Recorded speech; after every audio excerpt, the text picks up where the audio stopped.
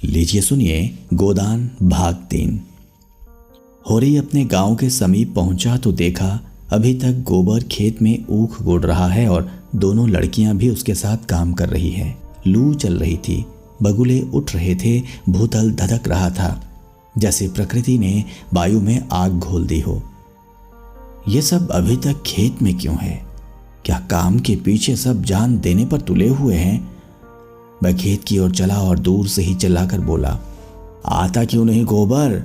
क्या काम ही करता रहेगा? दोपहर ढल गई, कुछ सूझता है कि नहीं? उसे देखते ही तीनों ने कुदालें उठा ली और उसके साथ हो लिए। गोबर सांवला, लंबा, इकहरा युवक था जिसे इस काम में रुचि न मालूम होती थी। प्रसन्नता की जगह मुख पर असंतोष और विद्रोह था। वह इसलिए काम में लगा हुआ था कि वह दिखाना चाहता था उसे खाने पीने की कोई फिक्र नहीं है। बड़ी लड़की सोना लज्जाशील कुमारी थी, सांवली, सुडौल, प्रसन्न और चपल। गाढ़े की लाल साड़ी जिसे वह घुटनों से मोड़कर कमर में बांधे हुए थी, उसके हल्के शरीर पर कुछ लदी हुई सी थी और उसे प्रौढ़ता की गरिमा दे रही थी। छोटी रूपा 5-6 साल की छोकरी थी, मैली, सिर पर बालों का एक घोंसला सा बना हुआ, एक लंगोटी कमर में बांधे, बहुत ही ढीठ और रोनी। रूपा ने होरी की टांगों में लिपट कर कहा, काका देखो मैंने एक ढेला भी नहीं छोड़ा। बहन कहती है जा पेड़ तले बैठ। ढेले ना तोड़े जाएंगे काका तो मिट्टी कैसे बराबर होगी? होरी ने उसे गोद में उठा प्यार करते हुए कहा, तूने बहुत अच्छा किया बेटी, चल घर चलें। कुछ देर अपने विद्रोह को दबाए रहने के बाद गोबर बोला, ये तुम रोज रोज मालिकों की खुशामद करने क्यों जाते हो? बाकी ना चुके तो प्यादा आकर गालियां सुनाता है, बेगार देनी ही पड़ती है। नजर नजराना सब तो हमसे भराया जाता है, फिर किसी की क्यों सलामी करो? इस समय यही भाव होरी के मन में भी आ रहे थे, लेकिन लड़के के इस विद्रोह भाव को दबाना जरूरी था। बोला, सलामी करने ना जाए तो रहें कहां? भगवान ने जब गुलाम बना दिया है तो अपना क्या बस है? ये इसी सलामी की बरकत है कि द्वार पर मंडैया डाल ली और किसी ने कुछ नहीं कहा। घोड़े ने द्वार पर खूंटा गाड़ा था जिस पर कारिंदों ने 2 रुपए डांड ले लिए थे। तलैया से कितनी मिट्टी हमने खोदी, कारिंदों ने कुछ नहीं कहा। दूसरा खोदे तो नजर देनी पड़े। अपने मतलब के लिए सलामी करने जाता हूं। पाँव में सनीचर नहीं है और न सलामी करने में कोई बड़ा सुख मिलता है। घंटों खड़े रहो तब जाकर मालिक को खबर होती है। कभी बाहर निकलते हैं, कभी कहला देते हैं कि फुर्सत नहीं है। गोबर ने कटाक्ष किया, बड़े आदमियों की हाँ में हाँ मिलाने में कुछ ना कुछ आनंद तो मिलता ही है, नहीं लोग मेंबरी के लिए क्यों खड़े हों? जब सिर पर पड़ेगी तब मालूम होगा बेटा, अभी जो चाहे कह लो। पहले मैं भी यही सब बातें सोचा करता था, पर अब मालूम हुआ कि हमारी गर्दन दूसरों के पैरों के नीचे दबी हुई है, अकड़कर निवाह ना हो सकेगा। पिता पर अपना क्रोध उतारकर गोबर कुछ शांत हो गया और चुपचाप चलने लगा। सोना ने देखा रूपा बाप की गोद में चढ़ी बैठी है तो ईर्ष्या हुई। उसे डांट कर बोली, अब गोद से उतरकर पांव पांव क्यों नहीं चलती? क्या पांव टूट गए हैं? रूपा ने बाप की गर्दन में हाथ डालकर डिठाई से कहा, ना उतरेंगे जाओ। काका बहन हमको रोज चिढ़ाती है कि तू रूपा है, मैं सोना हूं, मेरा नाम कुछ और रख दो। होरी ने सोना को बनावटी रोज से देखकर कहा, तू इसे क्यों चढ़ाती है सोनिया? सोना तो देखने को है, निबाह तो रूपा से होता है। रूपा ना हो तो रुपया कहां से बने बता? सोना ने अपने पक्ष का समर्थन किया। सोना ना हो तो मोहर कैसे बने? नथुनिया कहां से आए? कंठा कैसे बने? गोबर भी इस विनोद में विवाद में शरीक हो गया। रूपा से बोला, तू कह दे कि सोना तो सूखी पत्ती की तरह पीला होता है, रूपा तो उजला होता है जैसे सूरज। सोना बोली, शादी ब्याह में पीली साड़ी पहनी जाती है, उजली साड़ी कोई नहीं पहनता। रूपा इस दलील से परास्त हो गई। गोबर और होरी की कोई दलील इसके सामने न ठहर सकी। उसने क्षुब्ध आंखों से होरी को देखा। होरी को एक नई युक्ति सूझ गई। बोला, सोना बड़े आदमियों के लिए है, हम गरीबों के लिए तो रूपा ही है। जैसे जौ को राजा कहते हैं, गेहूं को चमार। इसलिए ना कि गेहूं बड़े आदमी खाते हैं, जौ हम लोग खाते हैं। सोना के पास इस सबल युक्ति का कोई जवाब न था। परास्त होकर बोली, तुम सब जने एक और हो गए, नहीं रुपया को रुला कर छोड़ती। रूपा ने उंगली मटकाकर कहा, ये राम सोना चमार, ये राम सोना चमार। इस विजय का उसे इतना आनंद हुआ कि बाप की गोद में न रह सकी। जमीन पर कूद पड़ी और उछल उछल कर यही रट लगाने लगी, रूपा राजा सोना चमार, रूपा राजा सोना चमार। ये लोग घर पहुंचे तो धनिया द्वार पर खड़ी इनकी बाट जो रही थी। रुष्ट होकर बोली, आज इतनी देर क्यों की गोबर? काम के पीछे कोई परान थोड़े ही दे देता है। फिर पति से गर्म होकर कहा, तुम भी वहां से कमाई करके लौटे तो खेत में पहुंच गए, खेत कहीं भागा जाता था? द्वार पर कुआं था। होरी और गोबर ने एक एक कलसा पानी सिर पर उड़ेला, रूपा को नहलाया और भोजन करने गए। जौ की रोटियां थी पर गेहूं जैसी सफेद और चिकनी। अरहर की दाल थी जिसमें कच्चे आम पड़े हुए थे। रूपा बाप की थाली में खाने बैठी। सोना ने उसे ईर्ष्या भरी आंखों से देखा, मानो कह रही थी, वाह रे दुलार। धनिया ने पूछा, मालिक से क्या बातचीत हुई? होरी ने लोटा भर पानी चढ़ाते हुए कहा, यही तहसील वसूल की बात थी और क्या। हम लोग समझते हैं बड़े आदमी बहुत सुखी होंगे, लेकिन सच पूछो तो वह हमसे भी ज्यादा दुखी हैं। हमें पेट ही की चिंता है, उन्हें हजारों चिंताएं घेरे रहती है। राय साहब ने और क्या क्या कहा था वह कुछ होरी को याद न था। उस सारे कथन का खुलासा मात्र उसके स्मरण में चिपका हुआ रह गया था। गोबर ने व्यंग्य किया, तो फिर अपना इलाका हमें क्यों नहीं दे देते? हम अपने खेत बैल हल कुदाल सब उन्हें देने को तैयार हैं, करेंगे बदला। ये सब धूर्तता है, निरी मोट मर्दी। जिसे दुख होता है वह दर्जनों मोटरें नहीं रखता, महलों में नहीं रहता, हलवा पूरी नहीं खाता और ना नाच रंग में लिप्त रहता है। मजे से राज का सुख भोग रहे हैं, उस पर दुखी हैं। होरी ने झुंझलाकर कहा, अब तुमसे बहस कौन करे भाई? जायदाद किसी से छोड़ी जाती है कि वही छोड़ देंगे। हमें को खेती से क्या मिलता है? एक आने नफरी की मजूरी भी तो नहीं पड़ती। जो 10 रुपया महीने का भी नौकर है वह भी हमसे अच्छा खाता पहनता है, लेकिन खेतों को छोड़ा तो नहीं जाता। खेती छोड़ दें तो और करें क्या? नौकरी कहीं मिलती है? फिर मर्जाद भी तो पालना ही पड़ता है। खेती में जो मर्जाद है वह नौकरी में तो नहीं है। इसी तरह जमींदारों का हाल भी समझ लो। उनकी जान को तो सैकड़ों रोग लगे हुए हैं। हाकिमों को रसद पहुंचाओ, उनकी सलामी करो, अमलों को खुश करो। तारीख पर माल गुजारी ना चुका दें तो हवालात हो जाए, कुड़की आ जाए।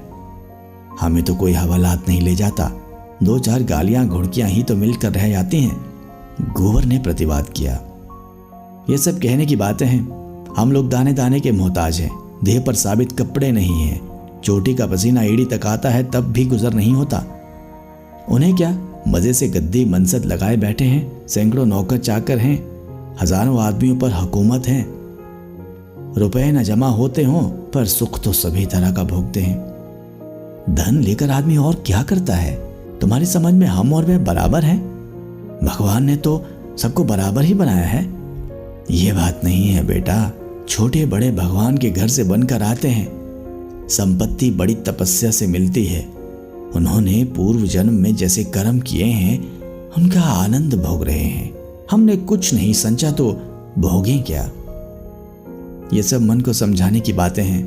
भगवान सबको बराबर बनाते हैं। यहाँ जिसके हाथ में लाठी है वह गरीबों को कुचलकर बड़ा आदमी बन जाता है। ये तुम्हारा भरम है। मालिक आज भी 4 घंटे रोज भगवान का भजन करते हैं। किसके बल पर यह भजन भाव और दान धर्म होता है? अपने बल पर नहीं, किसानों के बल पर और मजदूरों के बल पर। यह पाप का धन पचे कैसे? इसीलिए दान धर्म करना पड़ता है। भगवान का भजन भी इसीलिए होता है। भूखे नंगे रहकर भगवान का भजन करे तो हम भी देखें। हमें कोई 2 जून खाने को दे तो हम 8 पहर भगवान का जाप ही करते रहें। एक दिन खेत में ऊख गोड़ना पड़े तो सारी भक्ति भूल जाएं। होरी ने हार कर कहा, अब तुम्हारे मुंह कौन लगे भाई? तुम तो भगवान की लीला में भी टांग अड़ाते हो। तीसरे पहर गोबर कुदाल लेकर चला तो होरी ने कहा, जरा ठहर जाओ बेटा, हम भी चलते हैं। तब तक थोड़ा सा भूसा निकाल कर रख दो, मैंने भोला को देने को कहा है, बेचारा आजकल बहुत तंग है। गोबर ने अवज्ञा भरी आंखों से देखकर कहा, हमारे पास बेचने को भूसा नहीं है। बेचता नहीं हूं भाई, यूं ही दे रहा हूं, बस संकट में है, उसकी मदद तो करनी ही पड़ेगी। हमें तो उन्होंने कभी एक गाय नहीं दी। दे तो रहा था पर हमने ली ही नहीं। धनिया मटक कर बोली, गाय नहीं वे दे रहा था, इन्हें गाय दे देगा? आंख में अंजन लगाने को कभी चुल्लू भर दूध तो भेजा नहीं, गाय दे देगा।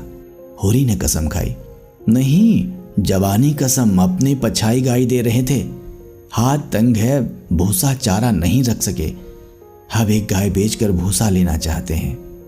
मैंने सोचा संकट में पड़े आदमी की गाय क्या लूं, थोड़ा सा भूसा दिए देता हूं, कुछ रुपया हाथ आ जाएंगे तो गाय ले लूंगा, थोड़ा थोड़ा करके चुका दूंगा। 80 रुपए की है, मगर ऐसी कि आदमी देखता रहे। गोबर ने आड़े हाथों लिया, तुम्हारा यही धर्मात्मापन तो तुम्हारी दुर्गत कर रहा है। साफ साफ तो बात है, 80 रुपए की गाय है, हमसे 20 रुपए का भूसा ले ले और गाय हमें दे दे, 60 रुपए रह जाएंगे, वे हम धीरे धीरे दे देंगे। होरी रहस्यमय ढंग से मुस्कुराया, मैंने ऐसी चाल सोची है कि गाय सेंत मेंत में हाथ आ जाए, कहीं भोला की सगाई ठीक करनी है, बस 2-4 मन भूसा तो खाली अपना रंग जमाने को देता हूं।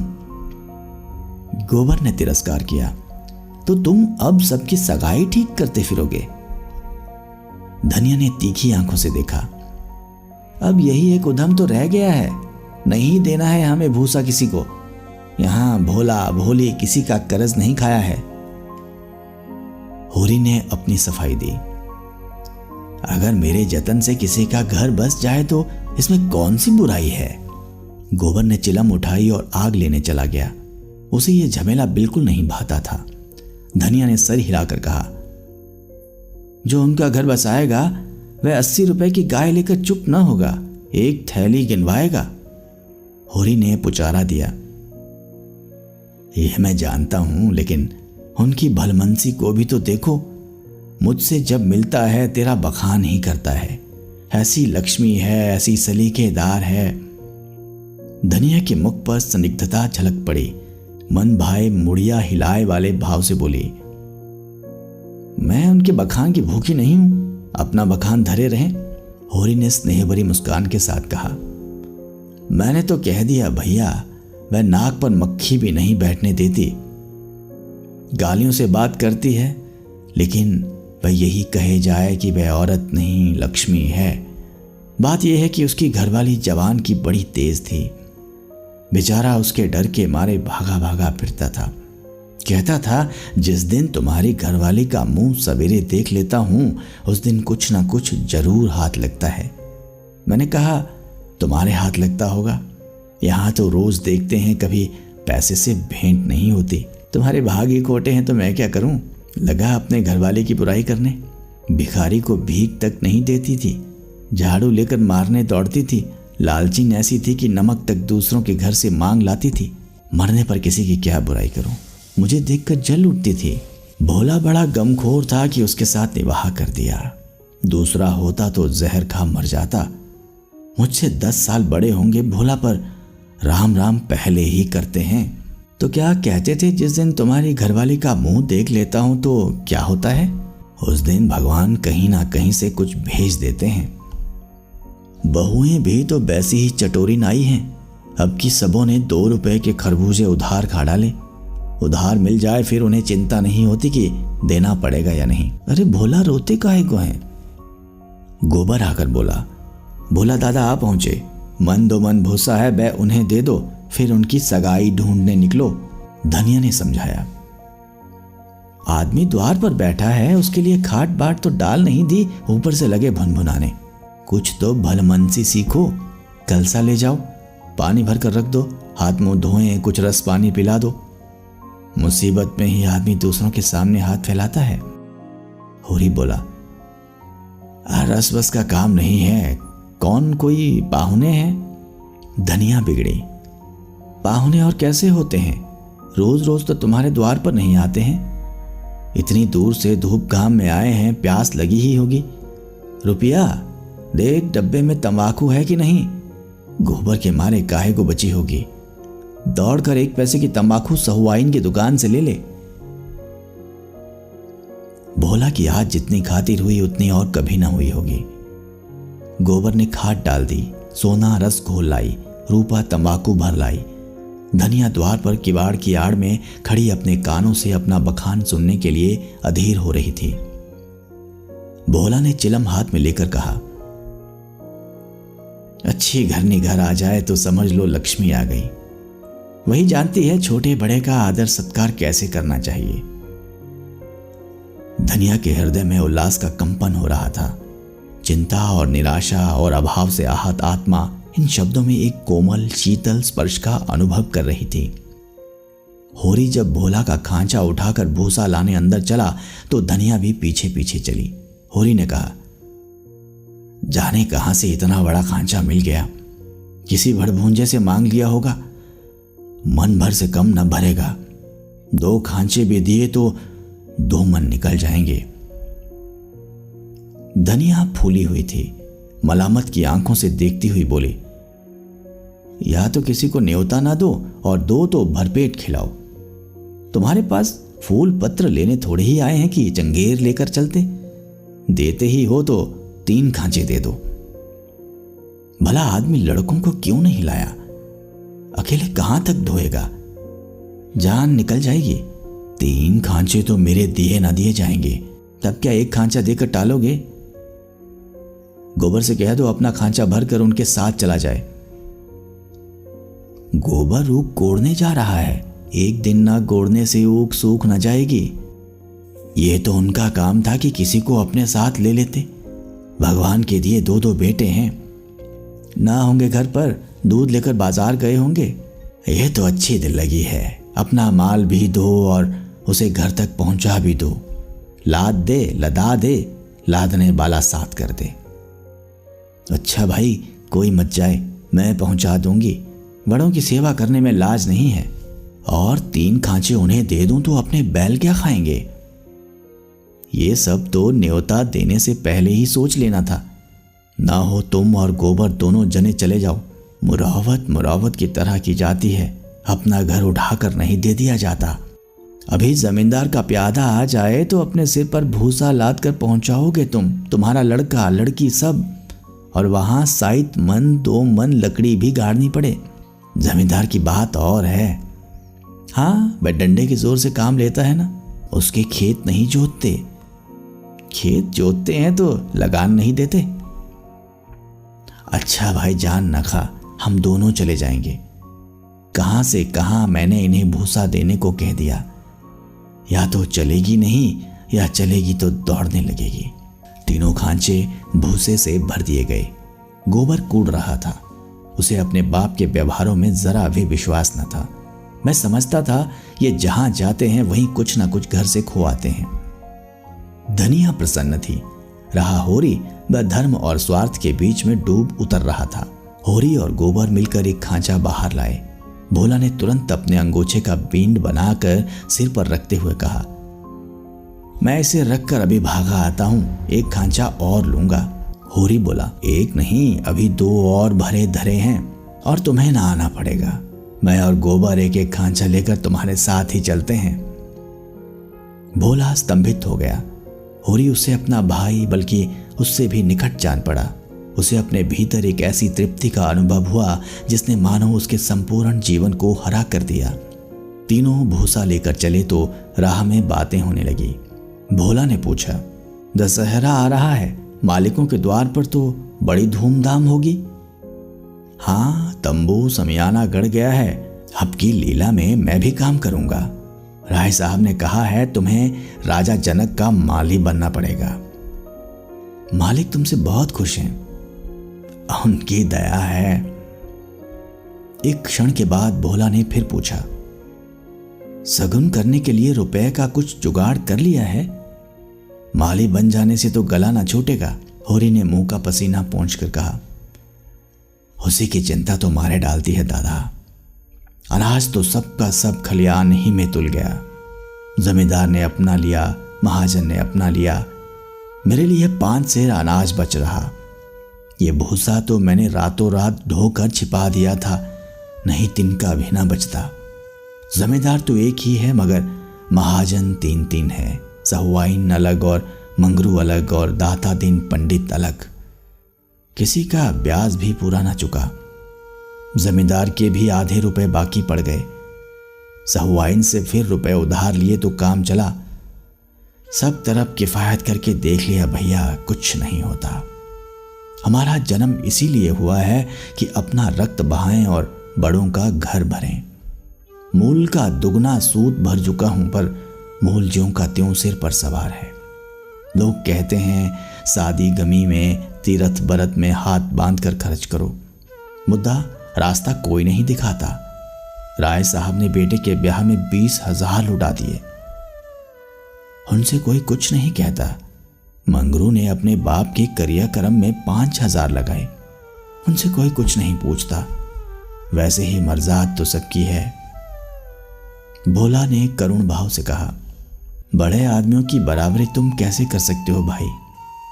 आदमी तो हम भी हैं। कौन कहता है कि हम तुम आदमी हैं? हमें आदमियत है कहीं? आदमी वह है जिनके पास धन है, अख्तियार है, इल्म है। हम लोग तो बैल हैं और जुतने के लिए पैदा हुए हैं। उस पर एक दूसरे को देख नहीं सकता। एका का नाम नहीं। एक किसान दूसरे के खेत पर ना चढ़े तो कोई जागा कैसे करे? प्रेम तो संसार से उठ गया। बूढ़ों के लिए अतीत के सुखों और वर्तमान के दुखों और भविष्य के सर्वनाश से ज्यादा मनोरंजक और कोई प्रसंग नहीं होता। दोनों मित्र अपने अपने दुखड़े रोते रहे। भोला ने अपने बेटों के करतूत सुनाए, होरी ने अपने भाइयों का रोना रोया और तब एक कुएं पर बोझ रखकर पानी पीने के लिए बैठ गए। गोबर ने बनिए से लोटा और गगरा मांगा और पानी खींचने लगा। भोला ने सहृदयता से पूछा, अलगौछे के समय तो तुम्हें बड़ा रंज हुआ होगा। भाइयों को तो तुमने बेटों की तरह पाला था। होरी आदरकंठ से बोला, कुछ ना पूछो दादा, यही जी चाहता है कि कहीं जाके डूब मरूं। मेरे जीते जी सब कुछ हो गया। जिनके पीछे अपनी जवानी धूल में मिला दी वही मेरे मुद्दई हो गए। और झगड़े की जड़ क्या थी? यही कि मेरी घरवाली हार में काम करने क्यों नहीं जाती। पूछो, घर देखने वाला भी कोई चाहिए कि नहीं? लेना देना, धरना उठाना, संभालना सहेजना, ये कौन करे? फिर वे घर बैठी तो नहीं रहती थी। झाड़ू बुहारू, रसोई, चौका बर्तन, लड़कों की देखभाल, ये कोई थोड़ा काम है? शोभा की औरत घर संभाल लेती कि हीरा की औरत में ये सलीका था? जब से अलगौछा हुआ है दोनों घरों में एक जुन रोटी पकती है। नहीं, सबको दिन में 4 बार भूख लगती थी, अब खाएं 4 दफे तो देखूं। इस मालिकपन में गोबर की माँ की जो दुर्गत हुई है वह मैं ही जानता हूं। बेचारी देवरानियों के फटे पुराने कपड़े पहनकर दिन काटती थी। अपने खुद भूखी सो रही होगी लेकिन बहुओं के जलपान तक का ध्यान रखती थी। अपने देह गहने के नाम पर कच्चा धागा भी न था। देवरानियों के लिए 2-2, 4-4 गहने बनवा दिए। सोने के ना सही, चांदी के तो हैं। जलन यही थी कि ये मालकिन क्यों है। बहुत अच्छा हुआ कि अलग हो गए। मेरे सिर से बला टली। भोला ने एक लोटा पानी चढ़ाकर कहा, यही हाल घर घर है भैया। भाइयों की बात ही क्या, यहां तो लड़कों से भी नहीं पटती, और पटती इसलिए नहीं कि मैं किसी की कुचाल देखकर मुंह बंद नहीं रख सकता। तुम जुआ खेलोगे, चरस पियोगे, गांजे के दम लगाओगे, मगर हाय किसके घर से? खर्च करना चाहते हो तो कमाओ, मगर कमाई तो किसी से ना होगी। खर्च दिल खोल कर करेंगे। जेठा कामता सौदा लेकर बाजार जाएगा तो आधे पैसे गायब। पूछो तो कोई जवाब नहीं। छोटा जंगी है, वह संगत के पीछे मतवाला रहता है। सांझ हुई और ढोल मंजीरा लेकर बैठ गए। संगत को मैं बुरा नहीं कहता, गाना बजाना ऐब नहीं, लेकिन ये सब काम फुर्सत के हैं। ये नहीं कि घर का तो कोई काम ना करो, 8 पहर उसी धुन में पड़े रहो। जाती है मेरे सिर, सानी पानी मैं करूं, गाय भैंस मैं दूहूं, दूध लेकर बाजार मैं जाऊं। ये गृहस्थी जी का जंजाल है। सोने की हंसिया जिसे ना उगलते बनता है ना निकलते। लड़की है झुनिया, वह भी नसीब की खोटी। तुम तो उसकी सगाई में आए थे, कितना अच्छा घर बार था। उसका आदमी बंबई में दूध की दुकान करता था। उन दिनों वहां हिंदू मुसलमानों में दंगा हुआ तो किसी ने उसके पेट में छुरा भोंक दिया। घर ही चौपट हो गया। वहां अब उसका निबाह नहीं। जाकर लिवा लाया कि दूसरी सगाई कर दूंगा, मगर वह राजी ही नहीं होती। और दोनों भावजे हैं कि रात दिन उसे जलाती रहती हैं। घर में महाभारत मचा रहता है। विपत की मारी यहां आई, यहां भी चैन नहीं। इन्हीं दुखड़ों में रास्ता कट गया। भोला का पुरवा था तो छोटा मगर बहुत गुलजार। अधिकतर अहीर ही बसते थे और किसानों के देखते इनकी दशा बहुत बुरी न थी। भोला गांव का मुखिया था। द्वार पर बड़ी सी चरनी थी जिस पर 10-12 गाय भैंसें खड़ी सानी खा रही थी।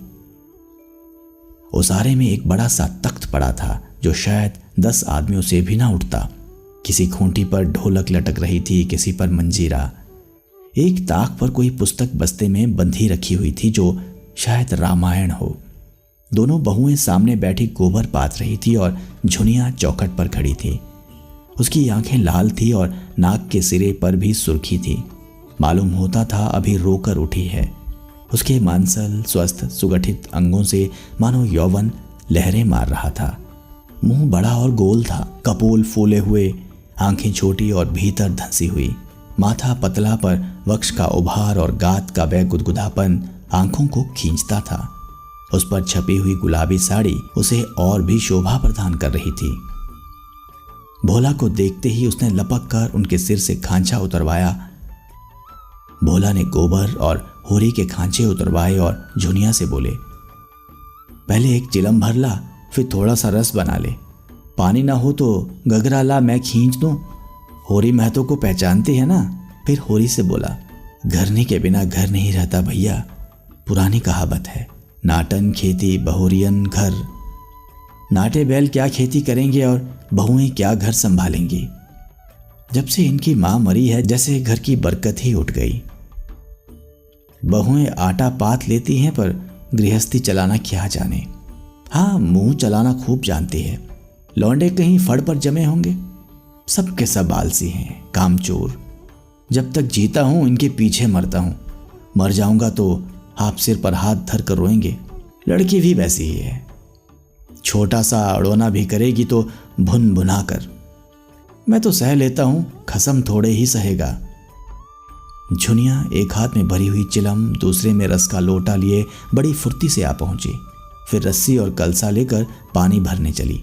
गोबर ने उसके हाथ से कलसा लेने के लिए हाथ बढ़ाकर झेंपते हुए कहा, तुम रहने दो, मैं भले लाता हूं। झुनिया ने कलसा ना दिया। कुएं के जगत पर जाकर मुस्कुराती हुई बोली, तुम हमारे मेहमान हो, कहोगे एक लोटा पानी भी किसी ने ना दिया। मेहमान काहे से हो गया, तुम्हारा पड़ोसी ही तो हूं।